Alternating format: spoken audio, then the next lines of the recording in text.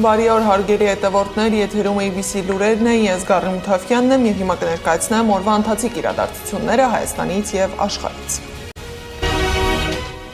Գտել են զինծառայողի դիվ, որն է մահվան պատճառը։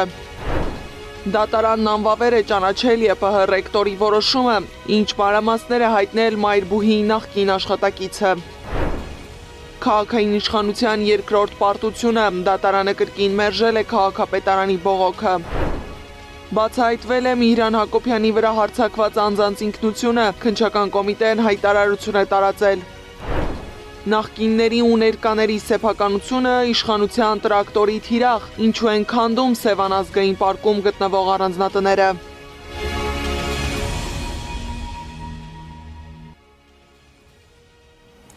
Թողարկումն սկսենք ցավալի լուրով։ Պաշտպանության նախարարությունը հայտնել է, որ 3 դեկտեմբերի 12-ին ժամը 16-ի սահմանում գտել են զինծառայող Սմբատ Մհերի Կիրակոսյանի դին հրազենային վնասվածքով։ Դեպքի հանգամանքներն ամբողջովին պարզելու նպատակով ընթանում է քննություն։ Քննչական կոմիտեն հայտարարել է, որ բացահայտել է ազգային ժողովի նախկին падգամավոր Միհրան Հակոբյանի նկատմամբ բռնություն գործադրած անձանց ինքնությունը։ Նախաքննության ընթացքում պարզել են, որ Միհրան Հակոբյանի նկատմամբ բռնությունը նախապես պլանավորել են, դրա կատարման համար ձեռք են բերել միջոցներ, այդ թվում մեքենա եւ կեղծ համարանիշ, որից հետո ենթադրյալ հանցանք կատարած անձինք հետապնդել են Հակոբյանին, ապա հարձակվել։ Այս փաստերի հիման վրա հարուցվել է հանրային քրեական հետապնդում։ Հիշեցնեմ, որ երեկ էլ ներքին գործերի նախարարությունն էր հայտարարել, որ ձերբակալել են 4 անձի, որոնց կասկածում են դեկտեմբերի 8-ին ազգային ժողովի նախկին падգամավոր հանրային գործիչ Միհրան Հակոբյանի վրա հարձակվելու համար։ Հիշեցնեմ, որ Միհրան Հակոբյանին տեղափոխել էին Իզմիրլյան բժշկական կենտրոն բուժզնման, իսկ փաստաբան Ռուբեն Մելիքյանը հիշեցրել էր 2021 թվականի ամռան տեղի ունեցածը, երբ Հակոբյանի տան դիմաց կայանված մեքենայի տակ նռնակ էին տեղադրել։ Ըստ փաստաբանի հավանական պատճառը Հակոբյանի հանրային գործունեությունն է։ Դատավորն անվավեր է ճանաչել ԵՊՀ ռեկտորի կենտրոնի աշխատակիցներից մեկին աշխատանքից ազատելու մասին հրամանը։ 2025 թվականի հուլիսին ԵՊՀ ռեկտորի հրամանով ԵՊՀ ուսանողների հետ տարվող աշխատանքների կենտրոնի նախկին փոխտնօրեն Խաչիկ Աբաջյանին եւ մյուս բոլոր աշխատակիցներին ազատել էին աշխատանքից։ Աշխատակիցներն էլ գնացել էին իրավական ճանապարհով, բողոքարկել էին ԵՊՀ ռեկտորի հրամանը։ Արդյունքում ԵՊՀ-ն ունի զգալի ֆինանսական պարտավորվածություն արկածախնդիրների կմահաճույքով և քաղաքական պատվերով պայմանավորված, գրել է Աբաջյանը։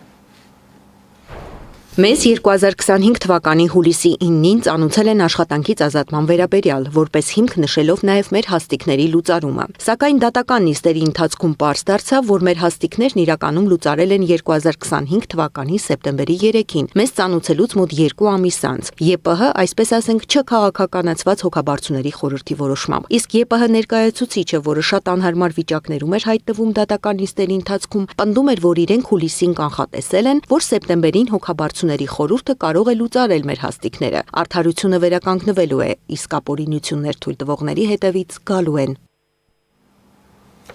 Իսկ Երևանի քաղաքապետարանը որոշել է դիմել Վճռաբեկ դատարան ու բողոքարկել կարմիր գծերի մասին վարչական դատարանի որոշումը։ Հիշեցնեմ, որ քաղաքապետարանը երկրորդ անգամ է պարտվում դատարանում կարմիր գծերի վճարի մասին որոշման բողոքարկումից հետո։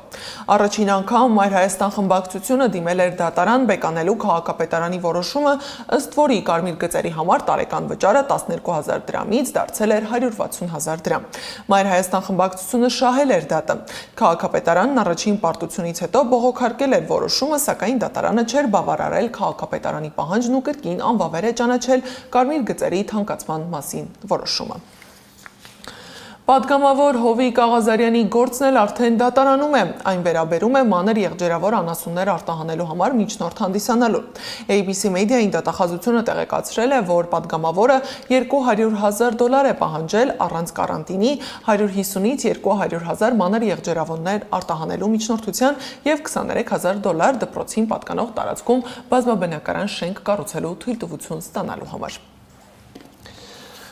Իշխանության տրակտորի թիրախը դարձել են նախկինների ու ներկաների սեփականությունը։ Մենք ապօրինի ենք համարում Վլադիմիր Գասպարյանի եւ իր ընտանիքի շուրջ ձևավորված քրեադատավարական միջավայրը, որով փորձ է արվում պարոն Գասպարյանին ճնշել։ Գործընկերոջս հայտնել է նախկին ոստիկանապետ Վլադիմիր Գասպարյանի փաստաբան Ալեքսանդր Կոչուբաևը, անդրադառնալով Գասպարյանին պատկանող առանձնատունը քանդելու մասին տեղեկությունների։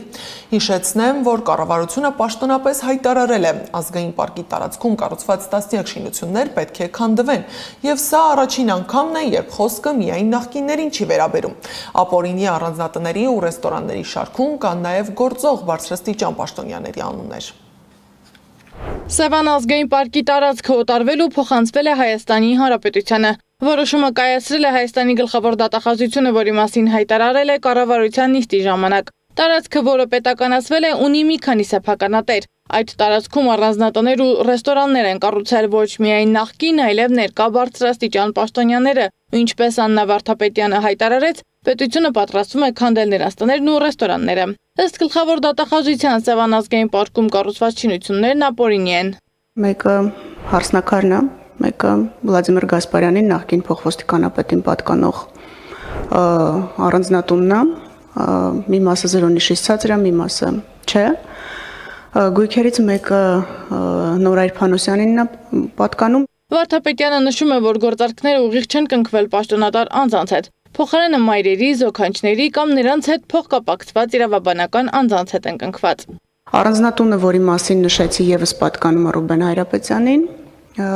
մի գույք կա, որը պատկանում է Սասուն Միքայելյանին, մի գույք եւս, որը պատկանում է իրավաբանական անձին, այդ մասին ուղղակի փոքր գույքը 450 քառակուսի մետրի մասին է խոսքը, պատկանում է իրավաբանական անձի, որը նման բարձրաստիճան պաշտոնատար անձ չի, միջին ուղղակի պաշտոնատար անձ է։ Քանդման 23 որոշում կա եւ եթե դրանք գործնական փուլ չմտնեն, ապա դատախազությունը խնդիրը լուծելու է դատական կարգով։ Ռուբեն Հայրապետյանի փաստաբան Ամրամ Մակինյանը մեծ հետ զրույցում նշել է, որ Ռուբեն Հայրապետյանի կողմից որևէ ապօրինություն չի կատարվել։ Ավելին, ըստ Մակինյանի, խախտվում են Հայրապետյանի սահմանադրությամբ հաստատված իրավունքները։ Ցանկացած որոշում, որը կարող է ուղղված լինել անձի սահմանադրությամբ պահպանվող իրավունքը խախտելուն, համարում եմ բացարձակ հակաօրինական օրինականության տեսանկյունից եւ չգիտեմ թե ասենք այդ հակաօրինական որոշումը ինչպես են մարդիկ կյանքի գործելու են բոլոր որոշումները, որոնք ընդհանրապես կայացվելու են կամ կայացվել են օրենքի խախտմամբ, դրանց տրվելու են համարժեք իրավական գնահատականներ։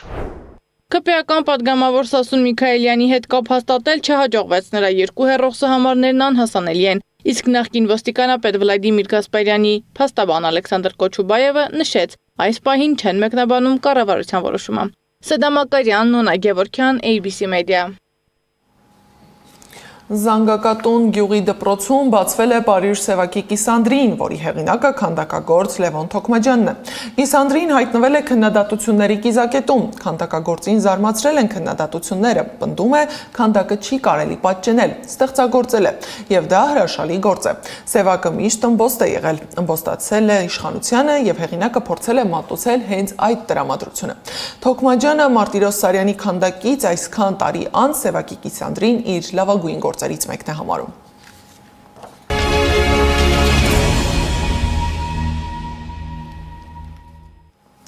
Քաղաքական դաշտում տեղի ունեցողի մասին։ Փաշինյանը Մոսկվայում էր, ԵԱՏՄ երկրների կառավարությունների ղեկավարների հետ մասնակցել է գիտության եւ տեխնոլոգիաների ոլորտում գործակցությանը նվիրված միջազգային համաժողովին։ Փաշինյանին, ինչպես եւ ԵԱՏՄ երկրների կառավարությունների ղեկավարներին ցուցադրել են ռուսաստանցի երիտասարդ գիտնականների մշակումներն ու հայտնագործությունները։ Մասնավորապես նա հետաքրքրությամբ դիտարկել է քվանտրոնը, ուժեղացող լազերային մոդուլների նմուշը։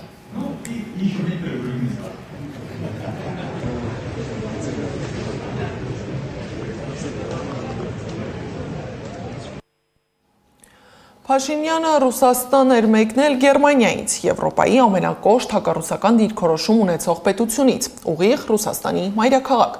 Այս երթուղին արդեն իսկ հարցեր է առաջացրել քաղաքական շրջանակներում։ Սա պարզապես պլանավորված օրակարգի շարունակությունն է, թե Հայաստանի ղեկավարի համար ստեղծվել է հաղորդակցության հատուկ պատուհան երկու հակադիր բևեռների միջև։ Անիա Բաղյանն է ներկայացնում։ Փաշինյանը բալանսավորված քաղաքականություն է փորձում վարել։ Գերմանիայից Ռուսաստան այցը օրինակ։ Բալանսավորված քաղաքականություն ոչ թե Հայաստանի շահերի համար, այլ նախընտրական փուլում սեփական շահերի, ռիսկերի գնահատման համար, կարծում են քաղաքագետները։ Ինք պետական շահերի մասին առհասարակ չի մտածում, բացառապես իր քաղաքական օրակարգն սպասարկում։ Ընտրություններից առաջ փորձում է բոլոր աշխարհաքաղաքական կենտրոններում իրեն ապահովագրել, սա մեկ։ Երկրորդը ի վերջո նա հասկացել է, որ աշխարհաքաղաքական որևէ կենտրոնից ռեալ 100%-անոց երաշխիքներ չի ստանալու եւ փորձում է ինչ-որ բալանս ապահովել։ Սուրենյանցի հետ համակարծիք է Հակոբ Բադալյանը։ Փաշինյանն ուզում է հասկանալ երկու բևեռներից ինչ աջակցություն է ստանում եւ որ ամենակարևորն է վտանգ չի լինում։ Ամենառավելագույնը իշխանության պահպանման հարցում արտաքին նպաստավոր միջավայր եւ վերաբերմունք ունենալու համար։ Փաշինյանը հնարավոր է կոմունիկացիոն կամուրջի դերակատարություն է ստանձնել Բերլինից Մոսկվա թեկուզ ինչ-որ տրամադրություն մեսիջ փոխանցելու հարցում, կարծում է Բադալյանը, հաշվի առնելով երկու պետությունների հարաբերությունները։ Հայաստանի միջոցով կարող են լինել այդպես փոքր տրանսլյացիաներ, այսպես ասած, իսկ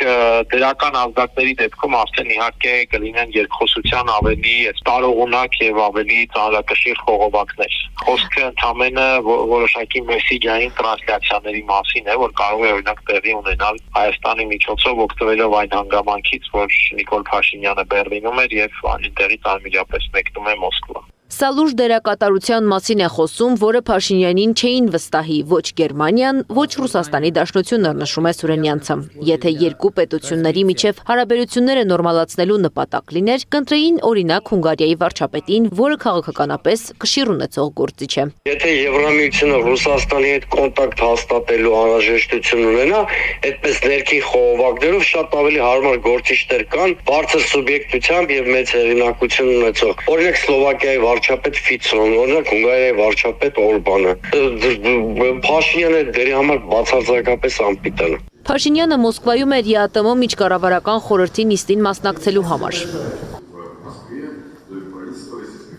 Նախընտրական փուլում գտնվող Հայաստանի վարչապետը աշխարհաքաղաքական կենտրոններով շրջում է ոտքի տակ հողի ամրությունն զգալու համար, նշում են զրուցակիցներս ու ընդգծում։ Փաշինյանը լավ է մանևրում, պարզապես անում է սեփական շահի համար, Հայաստանի պետական շահերի հաշվին։ Ինչ վերաբերում է հակադիր բևեռներում գործող տնտեսական գործունեությանը, Փաշինյանը դեռ Համբուրգում հայտարարել էր, թե այս պահի վիճակը թույլ է տալիս եւ քաղաքականություն վարել։ Մենք խորացնում ենք հարաբերությունները Եվրամիության հետ եւ ես այստեղից մեկնում եմ Մոսկվա։ Հիմա կա անհամատեղելիություն, թե չկա։ Ռուսաստանի Դաշնության փոխվարչապետ Ալեքսեյ Օվերչուկն անդրադառնալով Հայաստանի եւ Եվրամիության եւ ԵԱՏՄ-ին անդամակցությանն ասել է, ինչ որ պահի Երևանը ստիպված կլինի ընտրություն կատարել։ Քաղաքագետ Սուրեն Սուրենյանցը կարծում է, Եվրամիությունը Հայաստանի հետ դեռ հարաբերությունները խորացնելու նպատակ չունի, որ ընտրության առաջ կանգնեցնի։ Անի Աբաղյան, Գեգամ Ղազարյան, ABC Media։ Մինչ Փաշինյանը փորձում է բալանսավորել դիվանագիտական հարաբերությունները, պահել կապը եւ Արևմուտքի եւ մեր ռազմավարական դաշնակցի հետ, Բաքվում ոչ բալանսավորված ու անհավասար պայմանում ընթանում է մեր հայրենակիցների դեմ կարված գործերի դատավարությունը։ Արցախի նախկին պետնախարար Ռուբեն Վարդանյանի փաստաբանը երկու նոր միջնորդություն է ներկայացրել։ Բաքուն դրանք թողել է առանց քննության։ Վարդանյանը խնդրել է գործին կցել մի քանի փաստաթղթեր եւ ծանոթանալ քրեական գործի 15 հատորներին։ Դատարանը բավարարել է խնդրանքը, սակայն մյուս խնդրանքը այդ հատորներում հիշատակված վնասներին դատարան կանչելու մասին դատարանը մերժել է։ Հաջորդ դատական նիստը տեղի կունենա դեկտեմբերի 16-ին։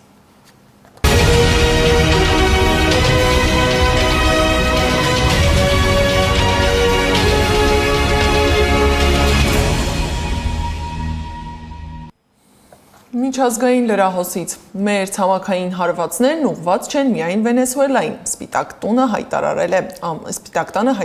է ԱՄՆ նախագահ Դոնալդ Թրամփը։ Այս ցամաքային հարվածներն ուղղված են բոլոր սարսափելի մարդկանց, որոնք թմրանյութեր են բերում եւ սպանում մեր ժողովրդին, ասել է Թրամփը։ Նախորդին Վենեսուելայի նախագահ Նիկոլաս Մադուրոն հայտարարել էր, որ Միացյալ Նահանգներին իրենց նավթն է պետք, նրանք պայքար են մղում ոչ թե ավազակախմբերի կամ թմրանյութերի դեմ, այլ վենեսուելական նավթի համար։ Օրերս ԱՄՆ զորքերը հարձակվել էին Կարիբյան ծովի միջազգային ջրերում վենեսուելական նավթ տեղափոխող նավի վրա։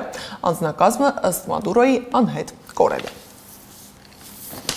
Եվրամիությունը համաձայնել է անորոշ ժամանակով սառեցնել Եվրոպայում պահվող Ռուսաստանի կենտրոնական բանկի ակտիվները, վերացնելով Ուկրաինային այդ միջոցները տրամադրելու խոչընդոտը, գրել է Reuters-ը։ ԵՄ-ն ցանկանում է գործածել ռուսական ակտիվների մի մասը, պահպանելու Ուկրաինային տրամադրվող օգնությունը։ Միջազգային մյուս լուրերը ռեպորտաժում։